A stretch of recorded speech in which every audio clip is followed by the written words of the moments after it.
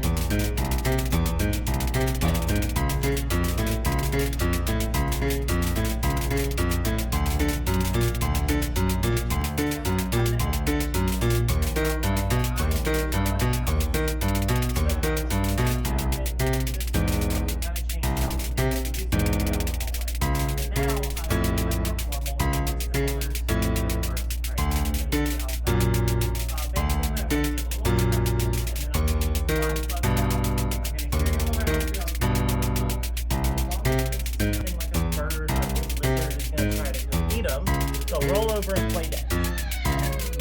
So they'll kind of roll over and sit completely still for up to a couple of hours. They won't move. To break down that deadness, so they don't fly. This is the only animal I have today that could potentially bite people, but he's not going to. They're pretty chill. Usually, if they're scared, the first thing they'll do is hold these big mandibles up in the air and squeak at you. And that squeak is what we call a threat display. Roll a little.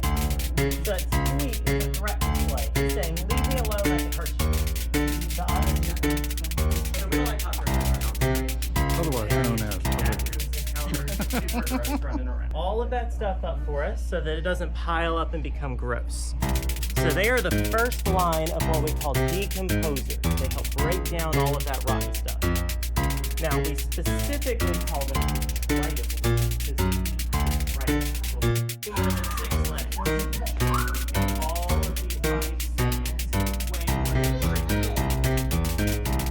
so they're digging through the dirt. They help aerate soil so that plant roots can grow and water can get down in the bottom, making them super helpful for forests and gardens. They clean up all the rotten mush. Their poop is really good fertilizer. It's some of the best soil out there. And they're just hanging out. Now, how many of you can do for 8 legs every time he sheds his shell? There's the size difference. Now, this baby, like I said, he's probably about a month old and probably about 2 or 3 times the size he was when he first hatched. So they actually grow quite a bit. Probably pretty gross. So their main defense, the stings, also make them taste super bitter.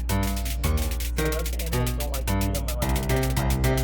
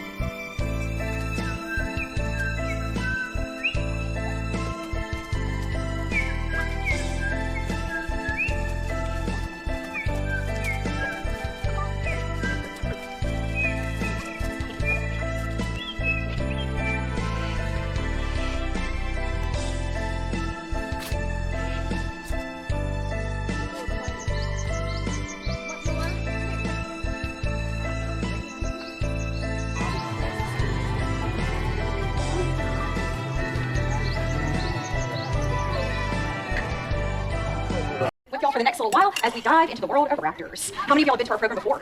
All right, welcome back. For those of you joining us for the first time, I would like to make sure to not only welcome you, but also to make sure that you have an idea as to what's about to go down out here today, so we don't take anyone by surprise. So, of course, we are at a Birds of Prey program, so you best bet we are going to be meeting some birds throughout today's program. We are going to be meeting all of these ambassadors in what we call free flight, which is what it sounds like. They are free to fly wherever they so choose. However, what you guys should expect is for them to be flying around you and even inches over the top of your head, all right?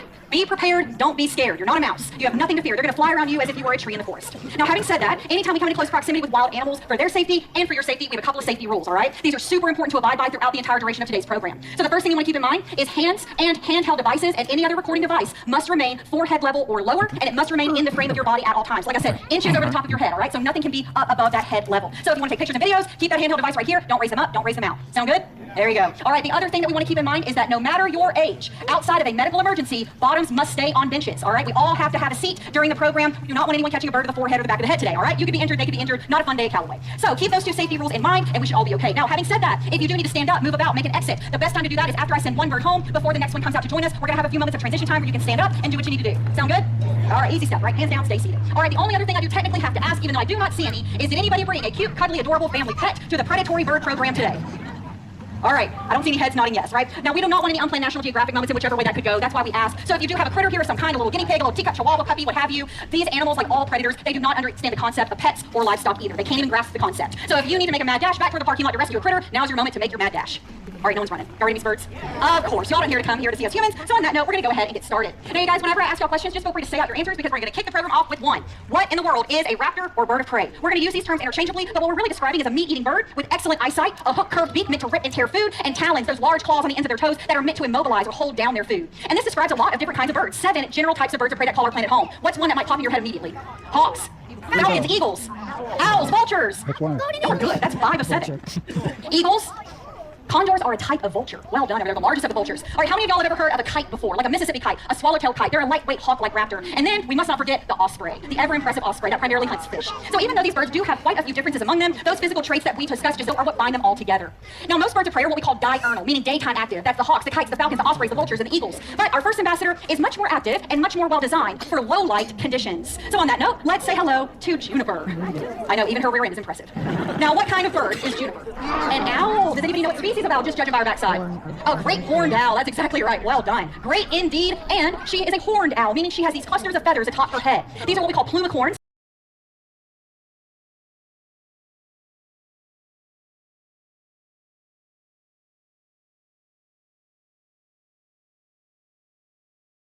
Owls that have these plumicorns use them for communication purposes and for camouflaging purposes. And she, of course, derives her common name from them. Now, great horned owls are one of 4 owl species that live year-round in Georgia. They are the largest of the 4. In fact, they are the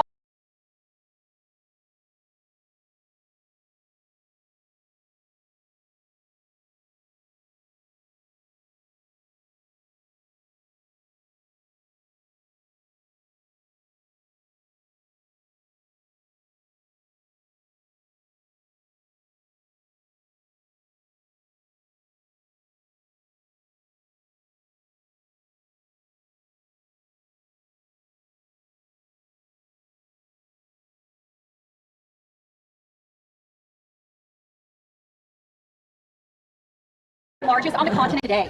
They're what we call a generalist species, which means they can live in generally any kind of habitat, and they're also a dietary generalist, meaning they're not picky eaters. They don't depend upon a small sample of select prey items in order to survive. So you can find them all across the continent, living in woodlands, plains, prairies, deserts, and so on. In fact, they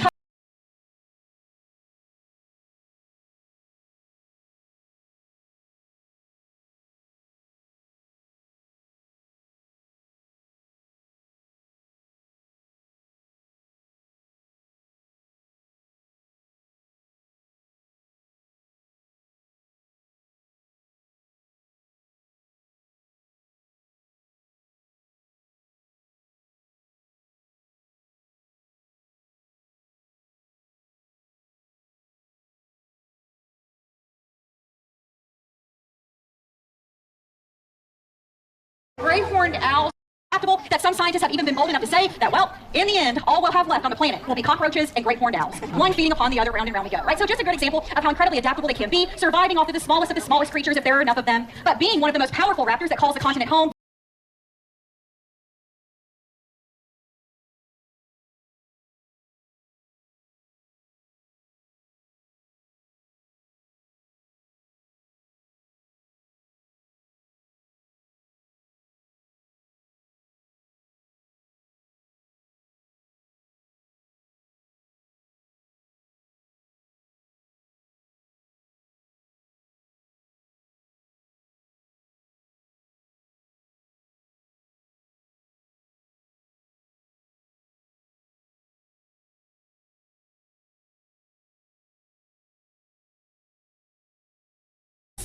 Now, most birds of prey can only seize and carry off with prey items that weigh up to their own body weight. So knowing that, let's take a guess first off. How many pounds do you think Juniper here weighs?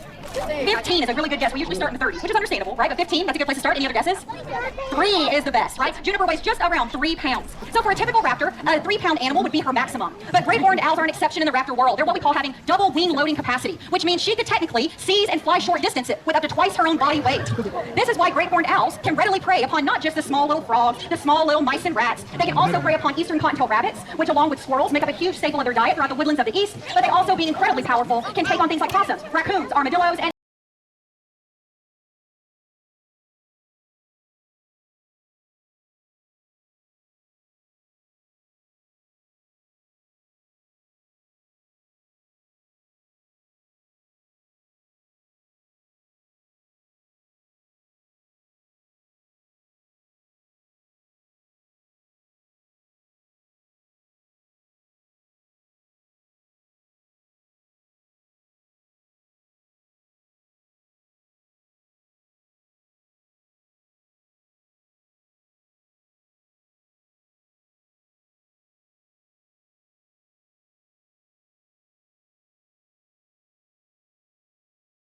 We like to say they don't give a hoot. And that is because, like most birds on our planet today, they do not have a well-developed sense of smell, right? They do not rely upon it for hunting success. Their brain capacity is dedicated to other more crucial senses and motor skill capabilities. So this bird, as we said, is one of the best examples of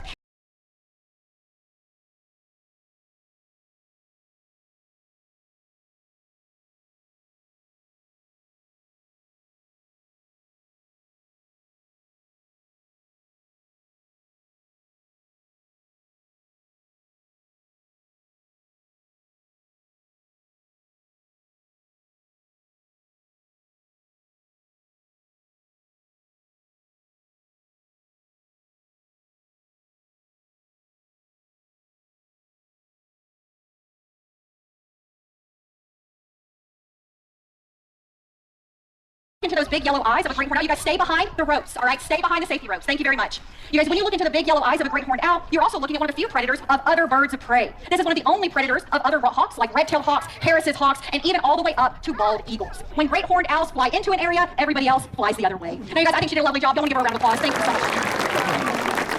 You know, it's a little unexpected, right? Because usually, when we look at owls, what is our first response when we see a fluffy owl? Oh, right? They have physical features that we just happen to find adorable. That's very beneficial to them, right? But the only reason they look the way they do is to be the most efficient predator in the nighttime sky. Those big eyes, even though they can gather in light in the lowest of light conditions, allowing them to see incredibly well, whether it be day or night, their vision is still secondary to their hearing. Their hearing is key for hunting success. Their massive ear openings are hidden underneath all the fluff around their face. They're giant holes in the side of their head. And did y'all see that stiff ring of feathers encircling her face? That's what we call a facial disc. It maximizes surface area, it captures the most sound waves possible, and it guides those sound waves into her massive ears sitting just underneath it. Their hearing is so well developed, it only takes 2 distinct sounds from their prey for them to successfully capture it based off of hearing alone. So what that really means is they don't even have to see it. Juniper could go up and perch in that tree to your left, 40 feet over this amphitheater. Even if the amphitheater ground were covered in a foot of leaf litter, she could still, from her high perch, hear a mouse squeak underneath that leaf litter. That first squeak is enough for her to hone in on its general location. If it squeaks a second time, it's the last squeak it's ever gonna make, right? That's that second sound, that's enough for her to go yoop, right in on its location, fly down out of that tree, punch through the leaf litter with her long legs, grab that mouse, toss it back, swallow it down, all without having laid an eye upon it. That is amazing. That'd be like you letting a mouse loose in your house, blindfolding yourself, and catching in your toenails. It's pretty cool stuff, right?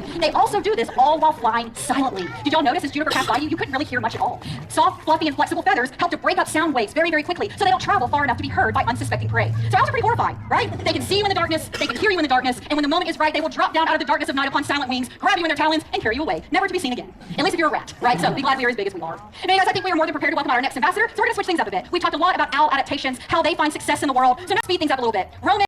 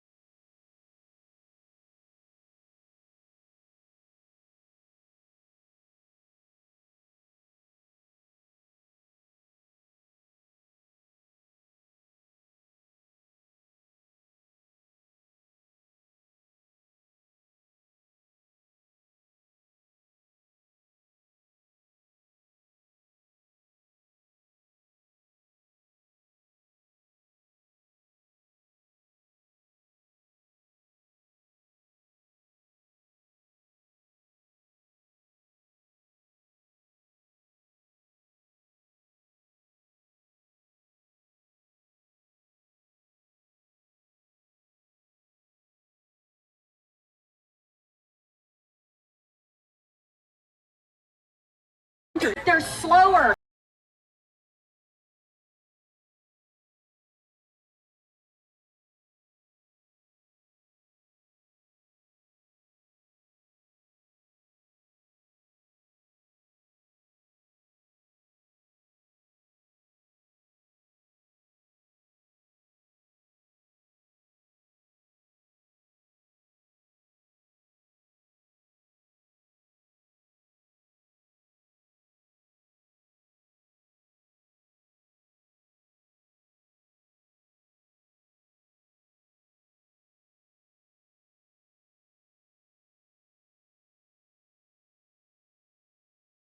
They lack the